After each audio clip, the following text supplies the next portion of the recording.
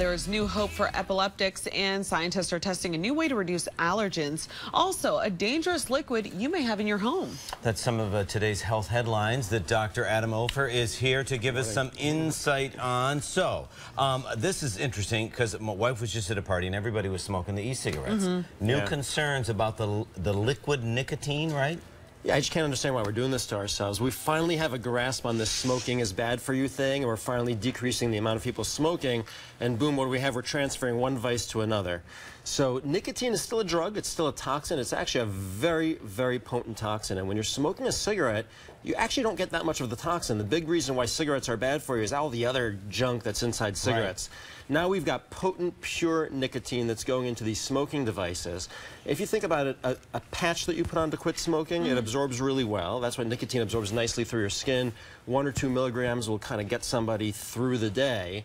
Here we have bottles that you can purchase online with maybe 100 milligrams of pure nicotine. That's enough to kill an adult. Wow. And it absorbs right through the skin. Okay, but now, speaking of adults, but now children are the most at risk, right? Sure. 1 teaspoon enough to kill a child.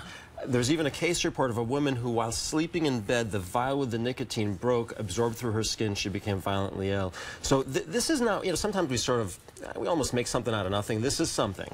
We are going to hear of a child, of an adult. We're going to hear of some people being killed from this. This is serious, and the FDA is not really monitoring this or regulating it very significantly right now. Now wait, and they use this in, pardon my ignorance, they use this in e-cigarettes, right? Yeah, so the e-cigarettes used to be these tiny little things that were disposable. Now you've got these bigger devices where you pour nicotine into it, easily available online, made in China, made in all sorts of unregulated places. You don't know exactly what you're getting. Often very concentrated stuff, very deadly, even just a little bit on the skin. Wow, that's so scary. Yeah. Oh, okay, so now this is new, a new treatment for epilepsy that may be working. Yeah, this is a big deal, and it's actually a personal story for me. My older brother, Alan, had died as a result of an epileptic seizure, so I'm sort of very personally aware of the effects that a seizure can have. When you look at somebody with epilepsy, they can look very normal, they can look extremely healthy. My brother was a triathlete, but when you have uncontrolled epilepsy, as about 500,000 Americans do, it's not uncommon.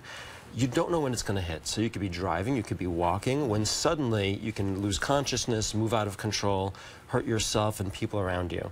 And about 1/3 of epileptics really are not controlled with medications. So this is the new hope. We were able to before monitor brain waves to see epileptic activity.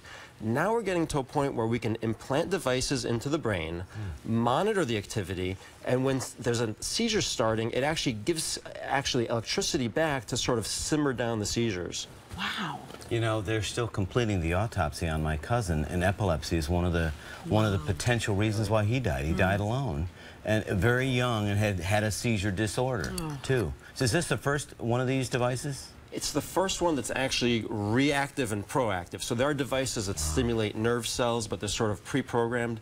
This is the first of the device that senses what your brain is doing, reacts to it, and controls the seizures. It's not perfect. It's only for certain seizure disorders, but this is the beginning, and it's going to get a whole lot better. Good. Wow, okay, so we heard John talk about allergens and you know, everything that we're dealing with right now, but now there's a new way to possibly reduce allergens?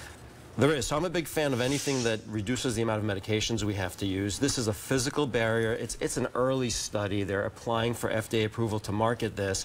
It's about the size of a contact lens, goes into the nose, and is literally a physical barrier. I saw this on Shark Tank. I'm not even kidding you. Really? Yes, it goes inside.